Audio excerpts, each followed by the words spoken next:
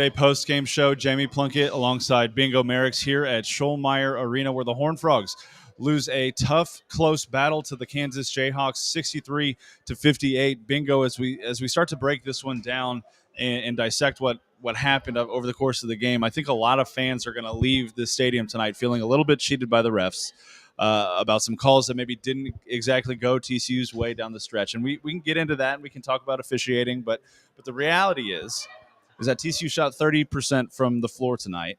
They shot 27% from three, and they shot 61% from the free throw line. And against a top five team in the country, as good as you can play and as much as you want to win and blame the refs, that's not going to get it done against a team like Kansas. Against a team like Kansas, and this is why they go deep in the postseason, because those are the games that you have to win. Mm-hmm. Kansas didn't play their best basketball today, and TCU was right there. You see they shot maybe 13 for 21 from the free throw line. You missed free throws. And the execution down the stretch, I think that was very key for the Frogs to not get a shot off, and some shots were being taken that were maybe questionable. Yes, you can maybe talk about the refs, but you also have to look at yourself as the Horned Frogs and see that we need to execute a little bit better. Yeah, the Frogs finished just 1 for 10 in their final 10 shots down the stretch, missed a lot of layups, missed a lot of open shots down the stretch, and that really resulted in losing. And the fact is, though, is that they played really good defense. TCU locked in on that side of the ball defensively, especially in the second half. They held the Jayhawks under 37% shooting in the second half, and they gave themselves a chance to win when they knew they didn't have their best offense on the court. And at the end of the day, while that's not a win in the win column, that is still a silver lining that they can take away from this game. They can definitely take that away. They did a good job, as you said, just holding the Jayhawks down. And I think what the Frogs got away from in the second half was attacking. What they did a great job of in the first half was attacking Kansas, having their best players in foul trouble. Jalen Wilson had 2 fouls in the first half. Grady Dick had 2 fouls in the first half as well. And in that second half, I think the Frogs settled for more jump shots as opposed to attacking the rim more. Yeah, they really did. And you mentioned Grady Dick. He got off to a really hot start for Kansas, helped them build an early lead. He scored 10 of the Jayhawks' first 12 points tonight when he only had 8 total in the last meeting between these two teams. And it was good for Kansas that he got going early because TCU defensively did a great job against Jalen Wilson early on, holding him to 2 points in the first half. You cannot tell me, JP, that Jalen Wilson would come and shoot 3 for 11 from the field, 7 points and 11 rebounds, and Kansas would still win that game. They did a really good job. They did the scouting report as they did as Coach Benford, discussed, held them down, didn't let them see some shots go in early. But as you said, Grady Dick, he had a great game, and he had a statement game, I think, in going into the postseason. Yes, he finished with 19 points, 6 rebounds for the Jayhawks. Kevin McCullough, the Texas Tech transfer, finished with 15 points and 7 boards for the Jayhawks as well to lead them in those categories. Like you said, Jalen Wilson, 7 points and 13 rebounds. He was dominant on the glass tonight against a TCU team which, frankly, has a bigger front court than Kansas has. He's the Big 12 leading rebounder as well, and I think that's what makes him an All-American type caliber player, because he wasn't doing it on the offensive end as far as like scoring the basketball, but he was getting timely rebounds, offensive rebound, and one play to make a bucket down the stretch. And I think that's what makes him in the running for Player of the Year for Big 12. I think so. We're talking about the potential Big 12 Player of the Year versus the preseason Player of the Year, and Mike Miles today. He didn't have his best shooting night, 13 points, but it took him 14 shots to get there, 4 rebounds, 2 assists, and only 2 turnovers, though. So, I mean, it was a weird game, frankly, for TCU because they didn't shoot well. They got out-rebounded by 6, but they also protected the ball really well. They only had 7 turnovers all night. They only had 14 total fouls on the game. It was a really clean, physical basketball game. Shots just weren't falling. Shots just wasn't falling, and it was just the execution, JP, with Kansas down the stretch. These are the games that we talk about, those quad wins, right? And Kansas down the stretch just executed. They didn't turn the ball over, didn't have timely turnovers, made the right plays as far as passing the ball, getting good shots off.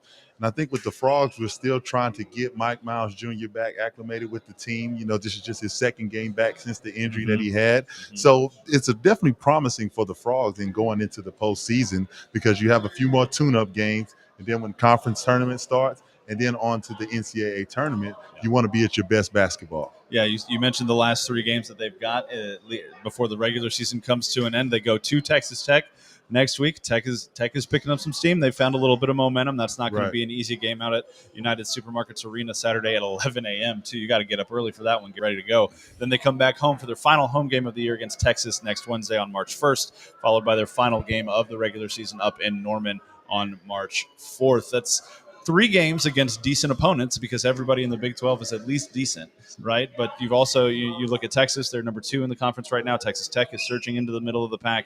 And even Oklahoma, we mentioned them pregame, last in the conference, but they have that 34-point win over Alabama that gives you a little bit of pause heading up there to the Lloyd Noble Center. As we said, it doesn't get any easier in the Big 12. So these games, these last few games that the Horned Frogs have, they need to really work on their execution. Get Mike Miles Jr. back, get him some good rhythm going, and hopefully in the postseason they'll have a good showing in the tournament. Yeah, and let's talk about Mike for a little bit here, because Kansas did a really good job defensively against him tonight. They made life difficult. They cut off his passing lanes when they double-teamed him. When you see your star getting double-teamed like that and guys are getting in the lane, what do you do as a coach maybe, or as a teammate of Mike's, to help him get out of that situation? These situations are tough, JP, because of the simple fact he missed a lot of time with a leg injury. So when he's coming back practicing, in practice, you don't want to go too hard against your star player, and he's not getting the same contact that other teams are going to do, like a Kansas. If I'm in practice against Mike, I'm not trying to hurt him, but I'm trying to give him a little bump.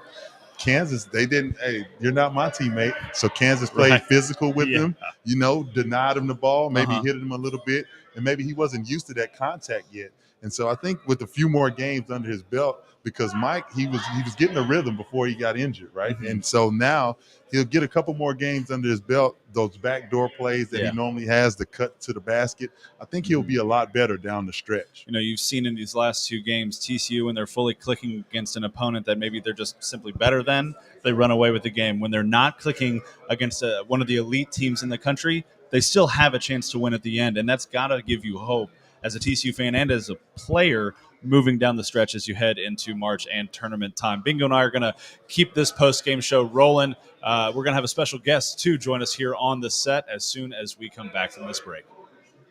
For exclusive interviews and content on TCU recruits, subscribe now at frogstoday.com. Any sport, anytime. It's your source for all things TCU. Only on frogstoday.com. Dave's Hot Chicken is a cult favorite and now has 2 locations in Fort Worth, Bryant Irvin Road on I-20 and Berry Street at TCU, both owned and operated by Horned Frogs. Mention the Frogs Today show and get 10% off anytime, and order online at daveshotchicken.com. Say hello to the water of tomorrow. Richard's Rainwater. Richard's Rainwater is 100% rain, refreshing, renewable, and the only ingredient we use in our water. Why rain? Because everyone deserves access to clean water, and rain is a 100% renewable resource available everywhere. Drink the rain. Save the planet. Shop now at richardsrainwater.com. At Higginbotham, we put people first. So we simply start by listening to you. Whether you're searching for customized insurance, HR, or financial solutions to protect your home, car, health, business, or employees, our specialists are here to serve you, the people you care about, and your success. Higginbotham. Insurance, HR, and financial services. Inspired by you. Dave's Hot Chicken is a cult favorite and now has 2 locations in Fort Worth, Bryant Irvin Road on I-20 and Berry Street at TCU, both owned and operated by Horned Frogs. Mention the Frogs Today show and get 10% off anytime, and order online at daveshotchicken.com. At Higginbotham, we put people first. So we simply start by listening to you. Whether you're searching for customized insurance, HR, or financial solutions to protect your home, car, health, business, or employees, our specialists are here to serve you, the people you care about, and your success. Higginbotham. Insurance, HR, and financial services. Inspired by you. For exclusive interviews and content on TCU recruits, subscribe now at frogstoday.com. Any sport, anytime. It's your source for all things TCU. Only on frogstoday.com. Say hello to the water of tomorrow. Richards Rainwater. Richards Rainwater is 100% rain, refreshing, renewable, and the only ingredient we use in our water. Why rain? Because everyone deserves access to clean water, and rain is a 100% renewable resource available everywhere. Drink the rain. Save the planet. Shop now at richardsrainwater.com. The Flying T Club provides the everyday TCU fan and alum the ability to specifically support TCU student athletes. Flying T Club offers 3 levels of memberships. The Flying T Club is a nonprofit organization supporting the brand development of TCU student athletes through a series of unique event-based networking opportunities, which are exclusive to our members. These events provide a great social engagement tool for our members and student athletes alike. Follow them on Instagram at Flying T Club or online at flyingtclub.com. Welcome back into the Frogs Today postgame show. Jamie Plunkett here alongside Bingo Merrick's live from Schollmaier Arena. We've got a special guest joining us on the set. TCU's all-time assist leader, Alex Robinson, is here to hang out a little bit. You were at the game tonight. It was a pretty good crowd out there, wasn't it, Alex? It was great. Honestly, it was – I've never seen anything like that. Yeah. I've seen it sold out. I've seen them say it's sold out. And we have, you have a big clunk of white shirts over here. But today, I've never seen anything like that. It was legit sold out, not a single seat open. I like that. And you saw the students trying to pack in as much as they could, too. They were lining the walls. I know that back when you guys were playing, the students maybe didn't show up as much. When you were playing, they started to show up a little bit more, Alex. But tonight, I think that was the most impressive student section I've ever seen. Yeah, the student section is next level. If you really think about it. We had that little section, and then we grew it to 2 sections. And forget who's showing up. Even when you show up and it's just one section, I mean, it was a good student section. Not trying to knock our guys. Sure. But just the fact that we have like 4 sections now as student section, they all have – and it kind of seems like we know what we're doing now. We know the chants. We're not afraid to say anything now. The whole crowd gets involved. I was telling one of our former teammates, Brandon Parrish, I was saying when Brady Dick went back to the bench and our student section was over their bench, I said, man, in the second half, they got to deal with that on the court and when they go back to the bench. I mean, I just feel like our student section is really growing nationally, compared to the rest of the Big 12. And we've seen that, too, a couple of times this year. There was a little bit of a scuffle after the West Virginia home game. We talked about that where, the students got a little too involved maybe, and it set the West Virginia players off after a tough, close loss for them. And, that gives you an edge. It really does. We've traveled to other courts here in the Big 12, Oklahoma State, Iowa State, Kansas State. They all have incredible student sections. Texas Tech gets really wild out there in Lubbock too. And it's nice to see TCU starting to match that energy. Right. And I just think a placement of our student section is perfect. It doesn't get any better than that because you're right above them. You can disrupt free throws, threes. And when you come out the game, it doesn't stop because they're right above you. So I just, like I said, I think, if we can keep this up, we'd be one of the best student sections in the country. Yeah. We talked about in the pregame as far as players and seeing the fans and how electrifying it was. How was it for you when you played, when you had a sold out crowd, or did you like to play on the road more or at home when the crowd was sold out? Man, I'm not going to lie to you. When it was sold out here, it was like another feeling.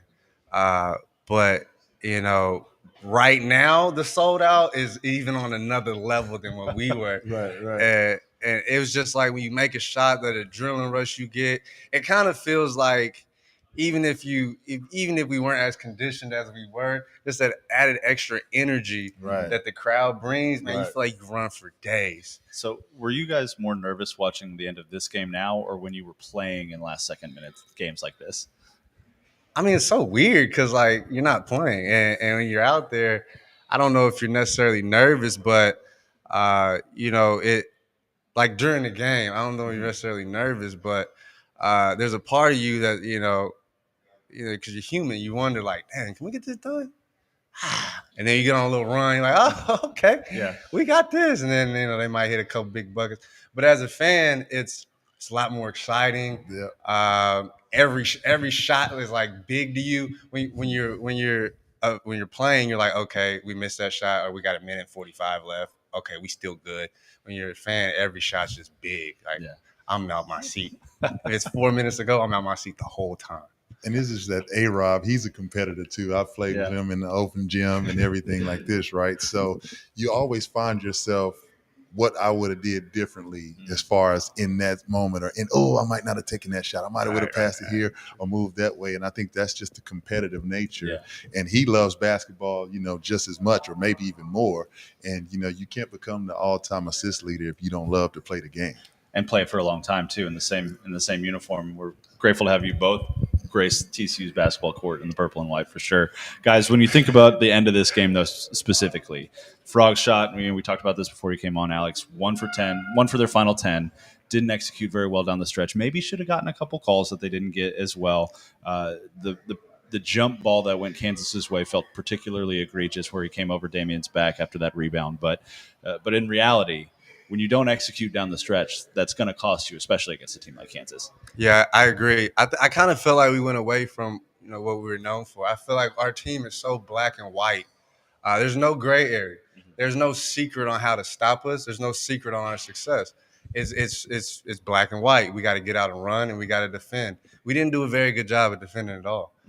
They got a lot of easy buckets at the paint. We let Dick come off, and he got going early. He had a quick 10. So I think that was probably the biggest thing for us, because I feel like our defense just kind of gets everything else going. If we're trading buckets, that's not our game. We don't slow it down. That's not what we do. So that's what I saw. And the thing about it also, I think in the first half, what the Frogs did well was they was attacking. I felt like he was saying, we shot more jump shots in the second half. And as far as like a floor general like yourself, how do you get that back in? How do you get your guys to get back to the game plan, get back to doing what you did best? Because he's down 4 points at halftime. Then you see it getting away from you in the second half. Kansas went up like 7. How do you get that as a point guard to reel your guys back in? How I used to go about it was, let's say me and you were on the same team. We're running pick and rolls. And early in the game, we were having a lot of success off of it. What I would do is I would always just kind of go back to what worked in the past. And I would slow it down, or if it was a thing where we need to speed up, I'd get it and I'd be like, bingo, let's go. Right. But as a point guard, I feel like the really, really good ones, they can adjust mid-game and go back to what was working. And if it doesn't work, okay, so what? It might not work, but you have to try it. So if you were hot, I'd be like, all right, cool. Now, I wouldn't post you up because you already scored a few points and all that kind of stuff. So all the defense is going to be on you. But I'd run an action where we could hit a corner and then hit you on the post, or we get you on a roll so you can get some action going. So I think that's kind of where we struggled also. It was about 4 or 5 plays. Mike didn't even touch it. Regardless if he scores or not, he brings so much attention to our team. Right. You got to let him touch it. That's kind of like us going back to like our roots, like what we do best. So I agree, bro. We should have stayed with what we're known for. We would have been better off. I think one of the things that I noticed too tonight was that Kansas wasn't afraid to kind of sag off of the guys on the perimeter either, because TCU is notoriously not a good three-point shooting team right now. I think they're shooting 31% from three as a team this season, which is low for not just the Big 12, but across the country. It's a pretty low number. Now on Saturday, when a team like Oklahoma State tries to do that and you go 8 for 15, you can overcome some of those defensive traps that they're trying to bring you into, and you win by 25. Against Kansas, when you go 5 of 18, and then they're clogging the lane, they're making life difficult for Mike and Damian and Hade as they try to drive and dish, and then all of a sudden you're double teamed on the post, you're a point guard, you got 2 guys towering over you, and you can't find a passing lane. It becomes a big challenge, and that's where I think I saw TCU's offense stall out a lot, especially in the second half late, was when guys were trying to make a play, they got double teamed, they didn't have anywhere to go with the ball, and then it's either a bad shot, a turnover, or some combination of the two. And I don't know if you guys saw this, but I saw a lot of times we'd have fast breaks and we pulled them out. And back in my day, we was just pick and roll, so it was easy. I had D-Bane on one wing, I had K. Rich on easy. Kawhi Noy was having a great season in Australia, by the way. We had shooters around. It was a different concept of a team. For us, there should be no pulling out. Unless there's a big mismatch, like I said, if Mike's going off or whoever's going off on our team, Ed, it could be whoever. But if we don't have a situation like that and the score is like everybody's scoring evenly, you got to take advantage of every every fast break situation that you can. I didn't feel like we did that very well down the stretch. And I think when you talk about like keep running, keep doing what you're doing, back when we played, we had more shooters. I think we had like 5 shooters on the floor at a lot of times. So when we ran in transition, Coach Tubbs was saying, hey, if you're open on 3-point line, shoot it. Yeah, and so let it fly. And so I think that is a lot of the game nowadays too. You know, everybody sees Steph Curry, Klay Thompson, and everybody wants to shoot the 3. But a lot of times, you know, right now at TCU, the transition game is definitely our strong point. Yes. And I think Kansas did a good job of like just the prestige is just knowing how to close out games. And I think with the last thing down the stretch, what the Frogs are going to have to do is learn how to close out games going into the postseason. Yeah, I totally agree. You know, 19 fast break points for the Horned Frogs tonight. That's pretty much right at their average for the season, which is number 1 in the country. So, you know, they kind of got there a little bit, but it didn't feel like that had as much of an impact on the game as it maybe normally does. And I wonder if that's partially because of how much they struggled in the half court to shoot the ball. And, you know, frankly, they got out rebounded pretty significantly, especially in that first half.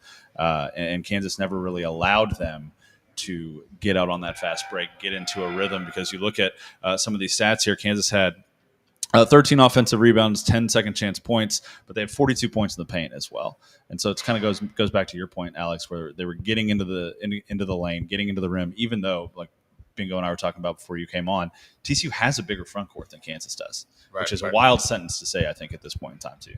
Right. And it's just the depth also. I don't think that, you know, I think TCU had maybe 12 to 15 bench points, maybe something like that. And Kansas normally plays maybe 7 guys. Yeah. And with the guys being in foul trouble today, they had to go deeper into their bench. And it just shows how Alex was talking about, just Kansas just knows how to win. It's just that prestige, and it's just the way of the land around the Kansas University.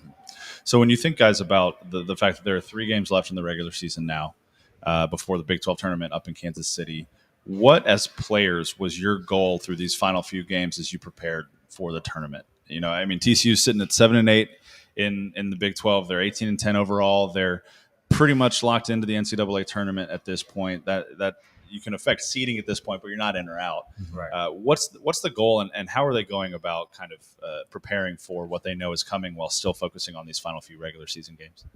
Well, I think for the most part, since we have experience, I don't think the pressure or the anxiety level is just as high. I think it's there, but there's a certain level of expectation that we have as a team now where we feel like we should be there. Yeah. So I think in these last 3 games, as a player or advice, you know, from somebody who's, you know, kind of been there, you find your rhythm. You got to find your rhythm, you know, because the most important game of the season starts in a few games. So just finding your rhythm, because that's so important. You want to go into those games with as much confidence as possible. And if you can develop that confidence as a team, you know, your strongest as your weakest link, I think, you know, it's good for us the way our play style is going into the tournament. Like we said, we like to get stops. And you play in these random courts. You play on these random stadiums. You don't know how it looks. The backdrop, the whole thing is different, right? It's not your fans. You could be in there. North Carolina fans could be in there. Yeah. And like, oh, they cheering for us, right? So I think our strengths work for us, but we just have to find us a rhythm. You know, it doesn't matter who it is. I think we have a good chance of making a good run just because of our defense and the way we run on fast breaks. Yeah, A-Rod, when you talk about finding a rhythm, along with that rhythm, you have to find your execution. Yeah. So when tournament time comes, you may play 5 minutes or you may play 10 minutes. You never know, because when you're playing against different conferences now, and you don't know how the style of play is going to be. So long as you're executing your game, like A-Rob talked about, you can be able to play in any game and because the underdogs are normally going to come out, and in the tournament, the people love the underdogs. So you have to get the crowd involved in the game early, and you can do that with execution. Yeah, I don't know if the Frogs are going to be underdogs this time around. They might be up there in the 4 or 5 seed. They might be cheered against, you know? No, definitely, for sure. So I'm saying, when you're playing against an underdog team, if you come out and you're not executing, Gotcha. The crowd is going to go with the underdog just because they like seeing upsets in the tournament, you know, for sure. And kind of going off of what you said, you know, the underdog role, we won't be the underdog in in some cases. Right. At the end of the day, we are still TCU, and I feel like we are, widely disrespected around the country. But that's a conversation for another day. but this is, I personally think with our physicality. And even if there's an underdog team, we can match their energy. That's just the way we play. So I'm not too worried about that when we go into the tournament. I actually love our chance. I really do. Yes, because for sure. What people don't understand when you go to the tournament is these big bright lights. You have every ESPN, all these other, you have every NBA scout on. So a lot of times guys don't play up to what they did before in the season. And our game isn't predicated on things like that. So I think we'll do really very well. And there'd be a lot of guys out there who's going to have really bad shooting nights, and that just works in our favor. Yeah, especially, like you said, the game is rebounding, getting out in transition. Right. The team does both of those things incredibly well.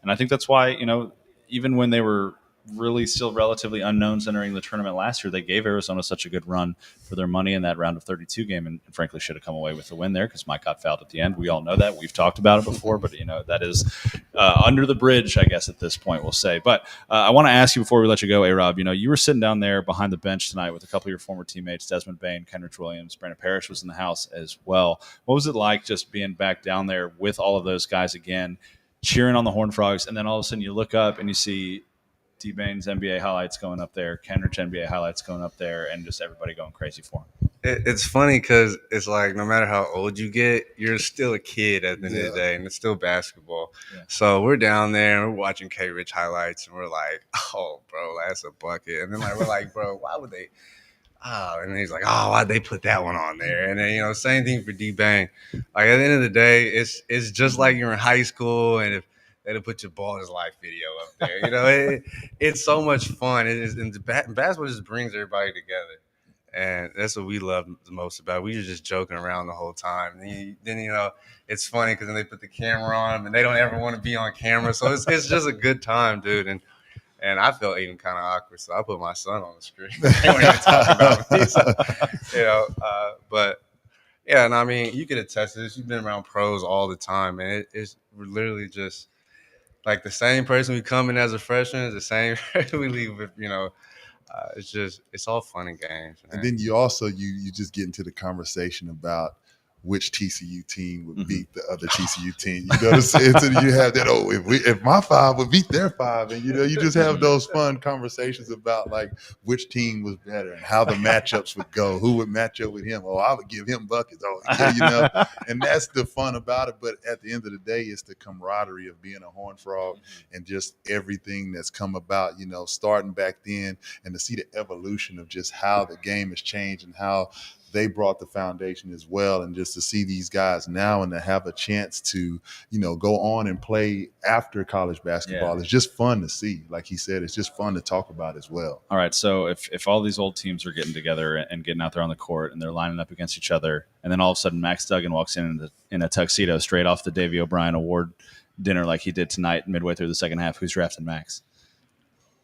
Well, or are you just letting him take a front row seat as you guys hoop it out a little bit? We just going to have to hoop this one out, Max. You're going to have to sit this one out, man, because I think it's a big difference. But it was cool to see, and I don't know what they had at the O'Brien table, but it looked like he had a couple good drinks when he walked in, because I've never seen him that animated, which was fun to see, Well, it's fun when you get to see a student athlete be a fan for a moment, right? I mean, we talked pregame about Eddie and the student section for all of the football games this year and how that helped him build his relationship with all those folks. So when they get into the stadium now and they see him on the court, right? Like, that's my guy. Right. It's Eddie Lampkin. I know him. And now Max had that opportunity tonight to come in, made a little bit of an entrance, there you go. Had that front row courtside seat, there you go. And was up and animated and clapping and cheering on the guys that he goes to class with, cheering on the guys that he works out with, cheering on the guys that are just, student athletes just like him at TCU. There you go, for sure. I will say that's one thing I think is very unique about TCU is the fact that the sports, all of them are so connected. Yeah. And usually you go to schools and the football team is over here and the basketball team is over here. But we do a really good job of supporting each other at this school. I agree. I totally agree. You know what, guys? I think we're going to leave the postgame show there tonight on a good, happy, high note after a tough loss for the Horned Frogs, 63-58 to the Kansas Jayhawks. Hey, season's nowhere near over. Don't hit the panic button. All the cliches, right? Because it's still tournament time approaching, and we've seen what this TCU Frogs team can do when they are clicking and they are at full health. For Bingo Merrick's, for Alex Robinson, for all of the Frogs Today crew that's here tonight helping this show run, I want to say thank you for watching. Make sure you hit that subscribe button on the Frogs Today YouTube channel. Go over to frogstoday.com and hit that subscribe